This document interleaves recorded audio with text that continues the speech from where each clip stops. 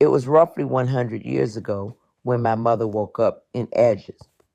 The last time, most of the travelers ended up in the plains, which have worse access from Cautes. My mother, however, arrived in the woods, so she and another woman named Mira were saved and brought here. Back then, only a few warriors were dispatched to the travelers, not like today, when Cautes is sending a full cavalry out there. Aegis is a mountain plain based at a height of around 2 kilometers, overlooking the wastelands and with a diameter of around 100 kilometers. As far as we know, it was protected from the Great Catastrophe by advanced shield technology. Everything else was scraped clean from the surface of Primus thousands of years ago. I remember my youth as I worked as a diplomat and visited most places here in Aegis. I know them firsthand. A second. We agree with all of you. These are both our principles to survive and at the same time to preserve life and help others. These are times to keep in mind the importance of the decisions that follow. Let us not decide on the verge of emotions, but everyone should reach inside and do what they believe is right. That is the only way not to regret. I say this because I know regret, and I believe that we all can reach deep down to know what is right. Then the vote took place. I have been part of many votes, so I have a pretty good idea how it will end based on the mood in the council. I also know most of the people along with their beliefs and opinions. It does not surprise me that the final decision is yes. Yes, we go out there and try to save the traveler and bring them in. Our warriors and scouts are going to get ready and go out to Aegis with a clear mission: save as many travelers as possible. What the price will be in our ranks, we will see at the end of the day. At the moment, no one except us, the elderly who have seen some of the battles of the past, understands the gravity of what is going to happen in the next 24 hours. However, I am a long lived optimist, and who knows what will happen this time. The last time travelers came, my mother showed up, and thanks to the bravery of Cautes, my mother was saved and I was born. It was roughly 100 years ago when my mother woke up in Aegis. The last time, most of the travelers ended up in the plains, which have worse access from Cautes. My mother, however, arrived in the woods, so she and another woman named Mira were saved and brought here. Back then, only a few warriors were dispatched to the travelers, not like today, when Cautes is sending a full cavalry out there. Aegis is a mountain plain based at a height of around 2 kilometers, overlooking the wastelands and with a diameter of around 100 kilometers. As far as we know, it was protected from the Great Catastrophe by advanced shield technology. Everything else was scraped clean from the surface of Primus thousands of years ago. I remember my youth as I worked as a diplomat and visited most places here in Aegis. I know them firsthand. Most of the warriors know only the woods, as it is a relatively safe environment on the side of the plains where Cautes is located. The woods cover roughly 1/3 of all Aegis. We still have wildlife here, beautiful ponds and rivers. The forest disappears to the northeast at Traveler Peak. On the other side of Traveler Peak starts the Great Plain. That area is more of a neutral zone where no one oversees or establishes dominance rules. The last climate zone of Aegis is the desert, which makes up the final third of Aegis in the north and northwest. The dominant power of the desert is the city of Wardens, a city with huge stone walls and roughly 7,000 people. They are independent and self proclaimed rulers of Aegis. In reality, They control the desert. In the plains, there's a mix of tribes and smaller villages. And then we, Cautes, have the woods. What most of us do not know and what we wonder about is where the Cautes warriors come from. They are clearly humanoid, but at the same time, they behave and look like savage beasts. The most likely theory is that some people were stuck in the wasteland and survived, but radiation changed them into what they are now. Or perhaps there was a secret settlement in the depths of Traveler Peak where the shield was weaker. No one ever followed the Cautes warriors and survived to tell the tale of where their base camp is or how they get here from time to time. They usually raid or assault smaller parties of villagers. We have had our clashes with them, and we are certain that they have no respect for life or humanity. After one of those battles, we were able to track their footprints to the caves under the mountain, but we lost them in the maze of tunnels.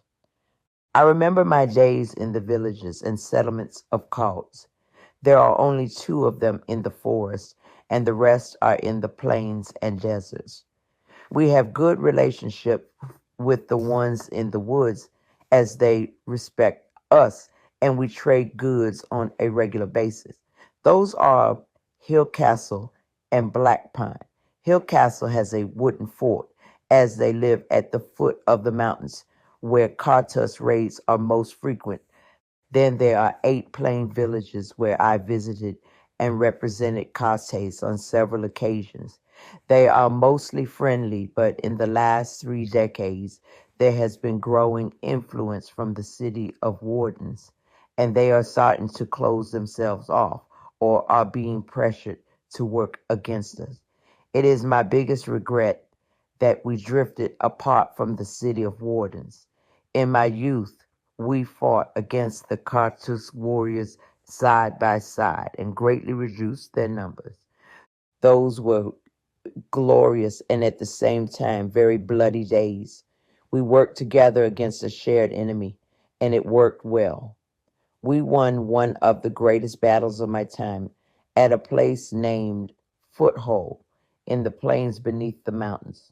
Since then, Cartus raids became very occasional, with only a few attacking small groups. We still lost good people to their attacks after that, but it was a peaceful time. It is a shame that the relationship between the wardens and Cautes broke. As new leaders took the seats of the desert city, they grew jealous of the knowledge base and records we keep in Cautes. Slowly, over the last 30 years, they turned most of the villages against us. And in recent years, they openly started to hunt our people in order to obtain information about cops and our security systems. We should have acted against them sooner. Our calm nature appeared to them as weakness to complicate matters even more. There is a group of fanatical high tech people living in a partially underground complex in the middle of the plains. They have no respect for anyone, and most of the time do not care about their surroundings. They are known for experimenting on their own people and on high tech equipment such as weapons. That is why we all call them wizards. No one wants to have anything to do with them. I lost myself in my thoughts. Behind every place and clan I remember, there is a face. Most of them I will never see again. They are gone long ago. Now I look at the young and the fresh ones. The warriors are ready, prepared to leave. I can see their nervousness. Some of them wear fear dressed as excitement. I remember that feeling well. Every time I went on a mission, it was the same. It made us feel alive. I am here for them. I always felt stronger when someone from the elders stood with us. Before a mission, it showed that someone cared, that we were seen, even if they believed we were rushing into decisions. I made rush decisions myself when I was young. I regretted many of them later. The aftermath was always easier to endure when I could see the bigger picture. Still, once I watched two people being tortured and killed. I could not intervene. If I had, I would have endangered our diplomats. The wizard said it was a gift, entertainment meant to strengthen our bond. They were sick. After that, we ended all trade and lost all contact with them. Their screams haunt me to this day. I should have intervened then. We grow used to cruelty, but the first time we witness it, it changes us. The excitement and smiles I see on these faces will not be the same next time. I recognize a few older warriors among them, those who have been through missions that ended badly. Their faces are different now, serious, vigilant. They know what awaits them. After the warriors leave, the day becomes long and excruciating. We have no information from the group, so the rest of us keep ourselves busy in whatever way we can. Some collect data outside, others tend the level 3 gardens. Anyone with medical experience prepares supplies and inventories equipment in case the wounded return. It is the only way not to sink into despair, to stay busy and not dwell on the dangers our families face outside. That everything happens so fast. Suddenly, there is no time for thought, only for helping the wounded and the injured. When the cavalry storms back home, only a third of those who left return. My heart sinks as I see them. It feels like the battle of Foothold all over again. We do everything we can to charity as many inside as possible. Adira is in very bad condition, along with others, and yet, remarkably, there are three travelers with them. One is badly wounded, one is in stable condition, and one is fully alive, helping tirelessly, clearly carrying medical experience from Earth. It takes us the entire night to tend to the wounded. Near dawn, Nensis returns with two more travelers. One of them has lost both hands. I do not need to ask how. I recognize the work of the wizards immediately. Their restraints were designed to punish escape. The sight awakens memories I would rather keep buried. Still, what I feel most is sorrow for the traveler. No one should arrive in this world already broken. Only later do I understand what has truly happened. As the wounded are counted and the names recorded, the pattern becomes clear to me. For the first time in our recorded history, all five travelers are here. All of them have reached Cautes. I raise my eyes to the high arches of the infirmary, where the morning sun now streams through the skylight. The sun has risen fully at last. It illuminates a scene of ruin and relief. Survivors reunited, strangers embraced, and too many empty beds never to be filled again. My gaze drifts across the hall. Near the threshold, I see the young traveler with medical training slumped against a pillar, finally allowing herself a moment of rest. Her head droops with exhaustion, but when one of our nurses offers her a cup of water, I catch a faint, grateful smile on her face. Not far from her, the man with the injured arm has woken. He is propped up on a cot, eyes wide as he takes in his unfamiliar surroundings. One of our scouts sits beside him, speaking softly, and after a moment the frightened traveler nods, managing a weak smile of his own. These small human gestures shine against the sorrow in the room. Compassion lives on, even here, even after everything. I tilt my head back and let out a long, slow breath. My people, so many brave souls ventured out and fought through hell to uphold the principles we all agreed on. We saved these five lives. We've paid dearly for it. The coming days will be filled with funerals and grieving, and scars visible and invisible. Nothing will ever be quite the same after this night. Our youngest warriors have now seen the true face of cruelty and loss. Our community as a whole will feel the absence of those who did not return. And these travelers, these five shaken strangers from another world, have been swept into our story in blood and tears. For the first time, I sense the weight of a new era settling over us, a subtle shift in the fabric of fate. All five are here. I still can hardly believe it. Something has changed in our world this dawn in ways I do not yet fully grasp.